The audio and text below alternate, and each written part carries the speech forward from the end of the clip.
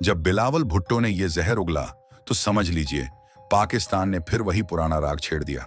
लेकिन इस बार भारत ने भी शब्दों से नहीं बल्कि तेवर के साथ जवाब दिया कि पानी कहीं नहीं जाएगा, जो करना है कर लो।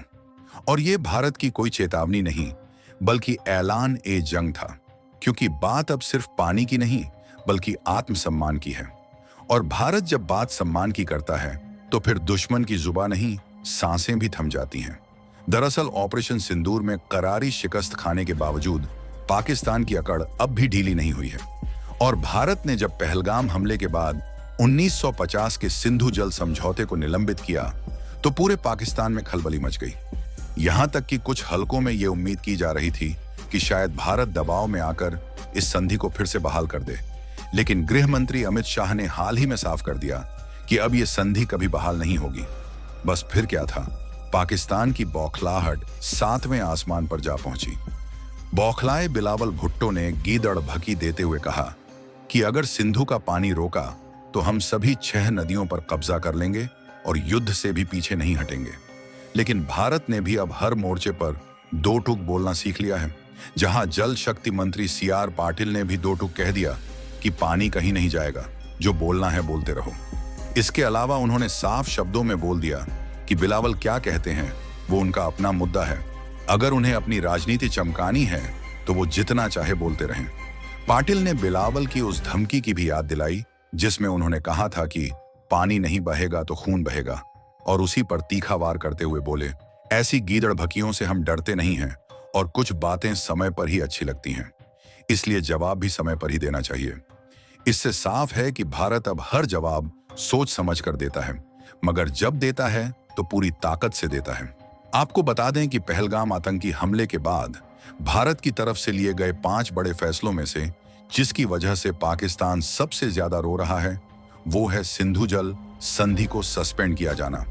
पाकिस्तान इस फैसले से इतना बौखलाया हुआ है कि या तो वह अजीबोगरीब बयान देता है या गीदड़ भगियां देता है। जबकि पिछले दिनों केंद्रीय गृह मंत्री अमित शाह ने साफ कह दिया था कि सिंधु जल समझौते को कभी बहाल नहीं किया जाएगा, जिसको लेकर बिलावल भुट्टो जरदारी ने गीदड़ भकी देते हुए कहा, भारत अगर सिंधु जल संधि को मानने से इनकार करता है तो पाकिस्तान सभी 6 नदियों से पानी लेगा। भारत सिंधु जल संधि को चालू करे या फिर युद्ध के लिए तैयार हो जाए। जबकि इससे पहले भी बिलावल भुट्टो जरदारी का ऐसा ही आक्रामक बयान आया था। तब उन्होंने कहा था कि या तो उनका खून इसमें बहेगा या पानी बहेगा। लेकिन देखा जाए तो पाकिस्तान अपनी आजादी के बाद से ही भारत का धुर विरोधी बना रहा है। उसकी आतंकवाद परस्त नीति की वजह से भारत के साथ रिश्ते लगातार खराब होते गए हैं। जबकि पहलगाम में हुई आतंकी घटना के बाद तो भारत सरकार ने पाकिस्तान से अपने संबंध पूरी तरह खत्म कर लिए। जबकि इससे पहले भी दोनों देशों के कारोबार पर असर पड़ा था, लेकिन अब भारत ने पाकिस्तान से किसी भी तरह के कारोबार पर सख्त प्रतिबंध लगा दिया है। लेकिन बावजूद इसके पाकिस्तान अपने सामान को चोरी छुपे भारत में भेजने के लिए मरा जा रहा है। दरअसल भारत से व्यापार बंद होने के बाद भी पाकिस्तान अपनी चालबाजियों से बाज नहीं आ रहा। ताजा जानकारी के मुताबिक न्हावा शेवा बंदरगाह से, जहां डीआरआई ने दुबई के रास्ते भारत भेजे गए करीब 9 करोड़ रुपए के पाकिस्तानी माल को जब्त किया है।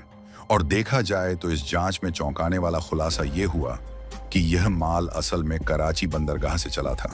फिर दुबई के जबल अली पोर्ट पर इसकी पैकेज ही नहीं, पहचान भी बदल दी गई, यानी ओरिजिन कंट्री बदलकर इसे भारत में घुसाने की कोशिश की गई।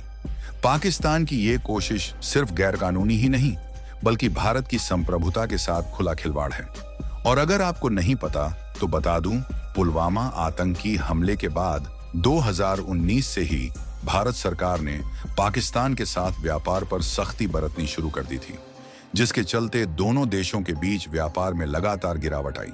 हालांकि दोनों सीधे व्यापार करने के बजाय तीसरे देशों के जरिए व्यापारिक रास्ते अपनाते रहे। लेकिन 22 अप्रैल को पहलगाम में हुए आतंकी हमले के बाद भारत सरकार ने 2 मई से इस व्यापार पर पूरी तरह प्रतिबंध लगा दिया। लेकिन इसके बावजूद पाकिस्तान अब भी तीसरे देश के रास्ते से भारत में अपने उत्पाद भेजने की कोशिश करता रहता, जिसके लिए यूएई जैसे देशों के कुछ लोगों को मिलाकर अपने नाम की जगह दूसरे देशों की ओरिजिन डालकर सामान भेजता है। जैसा कि पिछले दिनों पकड़े गए माल पर यूएई की ओरिजिन बताई गई थी। लेकिन आपको यह जानकर हैरानी होगी कि ग्लोबल ट्रेड रिसर्च इनिशिएटिव के अनुसार पुलवामा आतंकी हमले के बाद भले ही भारत और पाकिस्तान के बीच व्यापारिक रिश्तों में तीखी खटास आई हो और लेन देन में गिरावट दर्ज की गई हो, लेकिन इसके बावजूद भारत ने 2019 के बाद से अब तक पाकिस्तान को करीब 86,000 करोड़ रुपए का सामान एक्सपोर्ट किया है। हालांकि इस बीच दोनों देशों के बीच व्यापार की रफ्तार लगातार धीमी होती गई और देखा जाए तो पुलवामा आतंकी हमले से पहले भारत और पाकिस्तान के बीच व्यापारिक संबंध अपेक्षाकृत सामान्य थे।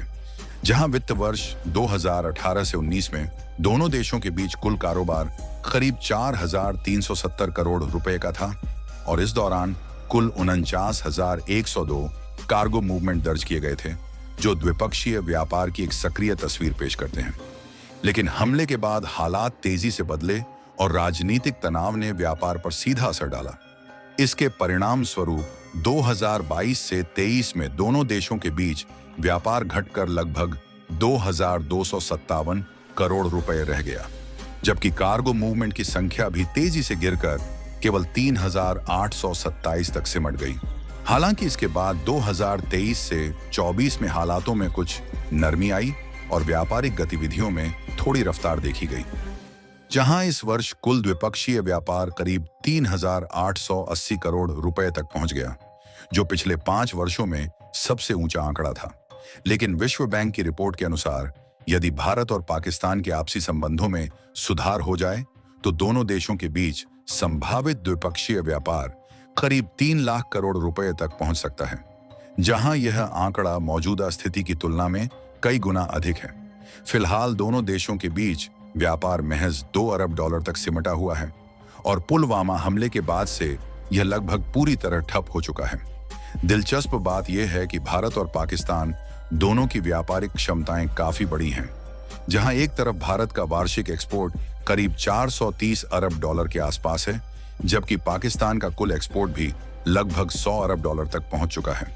ऐसे में अगर आपसी तनाव खत्म होकर सहयोग का माहौल बने तो न सिर्फ व्यापार बल्कि रोजगार, निवेश और आर्थिक स्थिरता के लिहाज से भी दोनों देशों को अपार लाभ हो सकता है।